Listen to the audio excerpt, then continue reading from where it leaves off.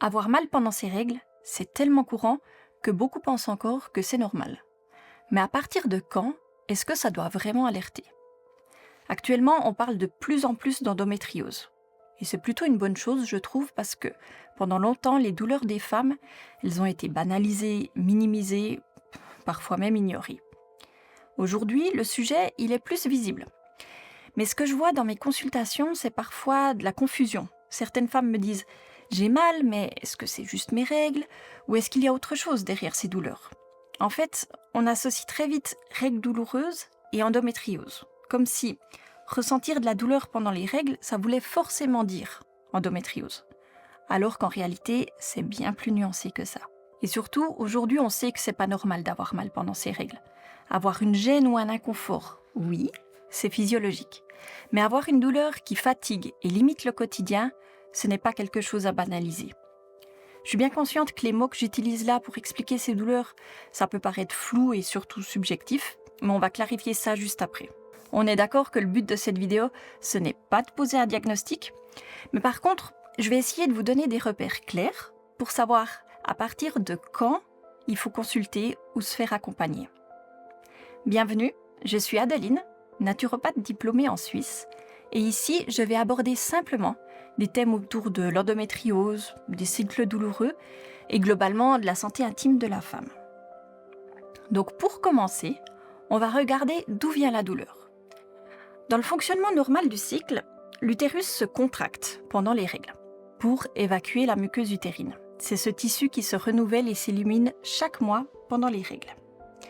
Ces contractions font donc partie de la physiologie du cycle. C'est normal.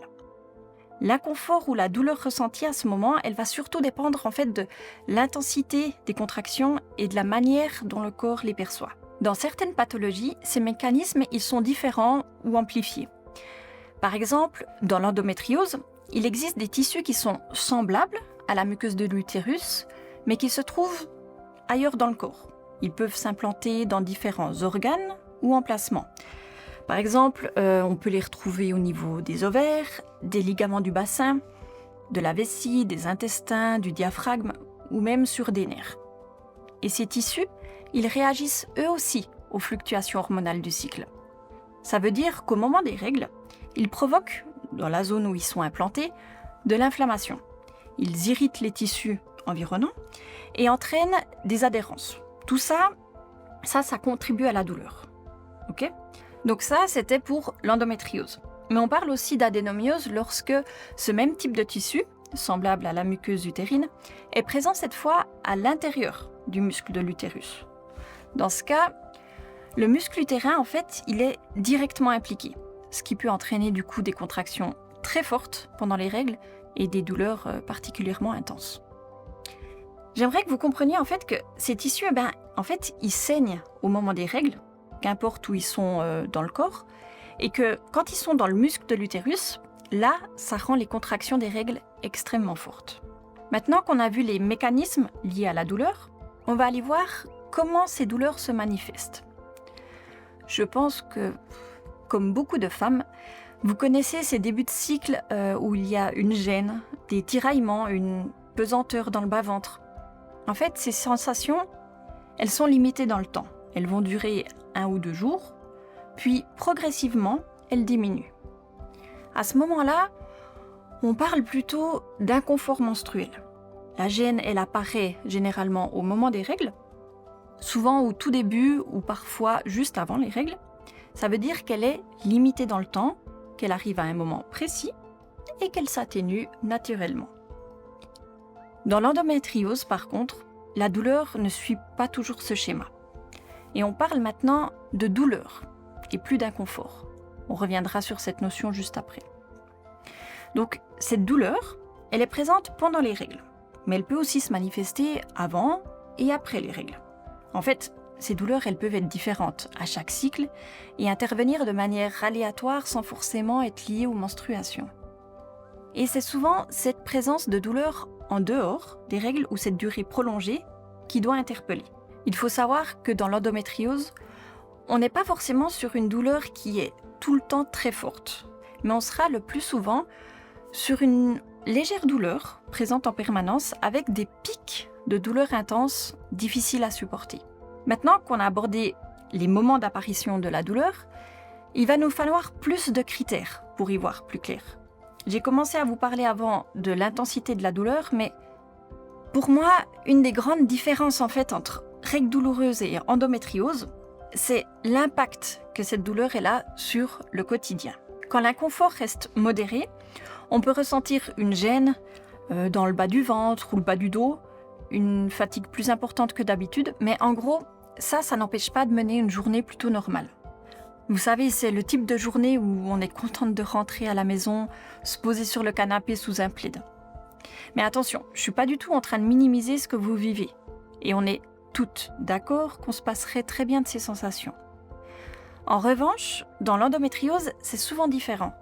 On peut retrouver des douleurs très fortes, qui sont handicapantes et qui limitent les actions du quotidien. Pour vous donner des exemples, la douleur, elle peut empêcher de marcher, de se concentrer pour un cours ou lors d'une réunion au travail, et rendre presque impossible certaines tâches, que ce soit au travail ou à la maison. Je parlais de douleurs handicapantes et je pense que ça résume bien la situation. Parce que ça peut vous empêcher de mener une journée normale. Et quand la douleur, elle devient envahissante à ce point, qu'elle oblige à organiser son quotidien autour d'elle, à annuler des choses ou à être dans l'appréhension de la prochaine vague de douleur, eh bien ça c'est un signal à écouter. Mais quand les sensations d'inconfort des règles douloureuses se limitent aux zones dont on vient de parler, avec parfois un mal de tête par exemple, l'endométriose, elle, a malheureusement la fâcheuse tendance à toucher d'autres organes. Comme on l'a déjà vu, ces tissus, ils se répandent en dehors de l'utérus. Et selon où ils se déposent, ils peuvent créer des lésions et donc des douleurs à différents endroits. Il n'y a pas de schéma classique ou clairement défini.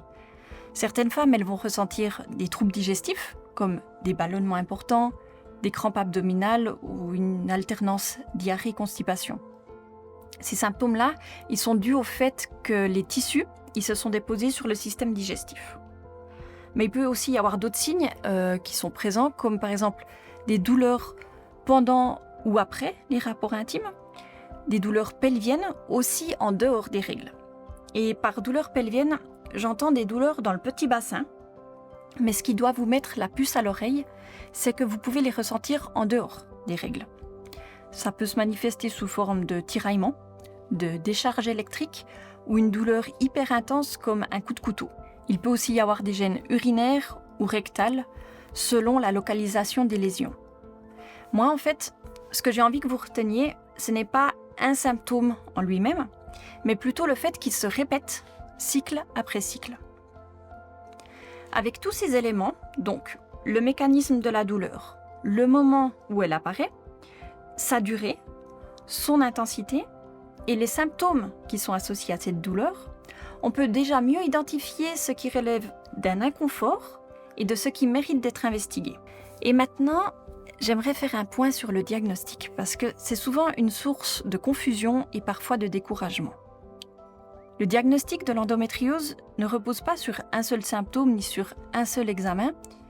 Il se construit à partir de différents éléments, dont l'histoire des douleurs, leur évolution dans le temps, les signes qui sont associés à cette douleur, l'examen clinique et des examens d'imagerie. Et depuis quelque temps, il y a aussi le test salivaire qui se développe pour aider au diagnostic. Ce qu'il est important de savoir, c'est que toutes les formes d'endométriose ne sont pas visibles aux examens classiques. Une échographie ou une IRM normale n'exclut pas l'endométriose. Surtout si ces examens ne sont pas réalisés par des professionnels formés spécifiquement à ce diagnostic. N'oubliez pas que vous avez le droit de demander un deuxième avis médical si vous avez des doutes sur ce diagnostic. Ça ne veut pas dire que votre médecin il est pas bon, hein. C'est juste que c'est une pathologie qui est complexe à diagnostiquer et heureusement, il y a de plus en plus de médecins qui sont formés spécifiquement à cela. Alors, si vous regardez cette vidéo, c'est probablement que vous vous sentez concerné par cette problématique. Donc, que vous ayez un diagnostic ou non, voici 3 axes qui peuvent vous aider. On va commencer par observer les douleurs, ensuite on va essayer de les apaiser et pour finir, rééquilibrer votre hygiène de vie pour les diminuer sur le long terme. Pour observer, je vous propose de noter quand la douleur elle apparaît, où est-ce qu'elle se situe, quelle est son intensité, ce qui la soulage, ce qui l'aggrave et tous les autres signes autour de cette douleur. Par exemple, si vous avez eu du stress au travail ou que vous êtes en période d'examen, comment se comporte votre digestion à ce moment-là, comment est votre fatigue, votre humeur, etc. Ce suivi met souvent en lumière des schémas cycliques auxquels on ne fait pas attention au quotidien. Et c'est vraiment précieux parce qu'avec les femmes que j'accompagne, on fait souvent des liens très utiles grâce à ce suivi. Ensuite, je vous ai parlé d'apaiser les douleurs sur le moment. Ça peut se faire avec de la chaleur, par exemple une bouillotte, des bains chauds ou des patchs chauffants. Mais on peut aussi faire des mouvements doux, des étirements, avoir une alimentation adaptée ou l'utilisation de certaines plantes. Mais attention avec ce dernier point. Ça a beau être naturel, les plantes, ce n'est pas anodin. Donc faites-vous conseiller par un naturopathe ou en droguerie directement. Souvent, ce sont des gestes simples, mais qui apportent un vrai soulagement. D'ailleurs, c'est ce genre de conseils que je partage sur mon compte Instagram. Le lien est dans la description. Et finalement, pour agir sur le long terme, il faudra rééquilibrer son hygiène de vie. Ça passe entre autres par le sommeil, le stress, la digestion, car ce sont des piliers qui influencent énormément le système nerveux, qui est lui directement lié au mécanisme de la douleur. Donc tout ça, c'est à faire en complément d'un suivi médical classique en cas d'endométriose avérée. Ces 3 axes qu'on vient de survoler, ils seront abordés dans des vidéos dédiées, donc abonnez-vous à la chaîne pour ne pas les louper. Pour conclure, j'aimerais que vous reteniez une chose. Avoir parfois une gêne pendant les règles, ça peut arriver. Mais des douleurs qui reviennent, qui s'installent, qui impactent le quotidien et qui se répètent cycle après cycle, ce n'est pas quelque chose à banaliser. L'objectif de cette vidéo, ce n'est pas de poser un diagnostic, mais de vous donner des repères pour mieux comprendre ce que vous vivez et surtout savoir s'il est pertinent d'aller voir un spécialiste. Vos douleurs sont réelles. Elles méritent d'être entendues, prises au sérieux et accompagnées. Si cette vidéo vous a aidé, vous pouvez mettre un like ou vous abonner à ma chaîne. Ça m'encourage énormément à continuer de proposer ce type de contenu. D'ailleurs, n'hésitez pas à me partager votre témoignage en commentaire ici ou en message privé sur Instagram pour connaître les prochains sujets à aborder pour vous aider. Prenez soin de vous.